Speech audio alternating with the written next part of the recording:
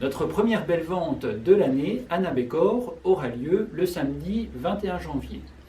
Parmi les 580 lots qui seront présentés dans cette vente, figure ce curieux objet qui date de la fin du Moyen-Âge et qui provient d'une collection nancéienne.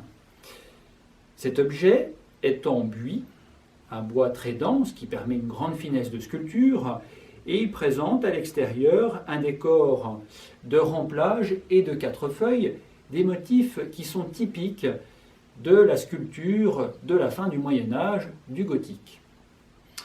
L'objet s'ouvre au moyen d'une charnière et découvre deux scènes très finement sculptées. Je précise que l'objet ne fait pas plus de 4 cm de diamètre. Donc en partie supérieure, on aperçoit un saint personnage assis. Il s'agit de Saint Jacques qui tient son bâton de pèlerin et qui porte son chapeau orné de la fameuse coquille Saint-Jacques. Devant lui se trouve agenouillé un personnage qui serait sans doute la personne à qui cet objet était destiné. Il s'agit d'un donateur. On peut donc présumer que cet objet appartenait à un certain Jacques ou Jacqueline. En partie inférieure se trouve une autre scène encore beaucoup plus dense qui nous montre un saint chevalier en train de combattre un dragon. Il s'agit de Saint Georges. Saint Georges est un personnage dont le culte se développe principalement au Moyen-Âge suite aux écrits de Jacques de Voragine.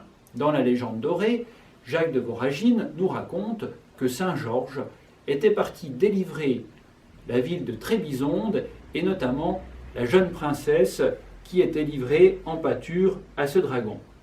On aperçoit tous les personnages sur cette petite scène et le saint, après avoir fait le signe de la croix, réussit à vaincre le dragon. Ce petit objet de dévotion privée, dans un contexte tout à fait caractéristique d'une évolution de la pratique religieuse à la fin du Moyen-Âge, était destiné à être suspendu à un chapelet, et c'est pourquoi on l'appelle grain de chapelet ou parfois noix de prière.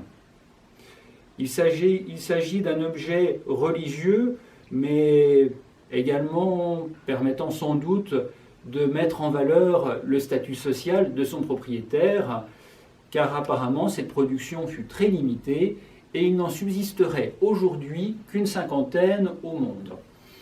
L'une d'elles se trouve d'ailleurs au musée du Louvre et provient de la collection Rothschild. Ce grain de chapelet vous sera donc présenté aux enchères samedi à 14 h à Anna Bécor avec l'assistance de Madame Laurence Fligny, l'expert de la vente, et nous commencerons les enchères à 6 000 €.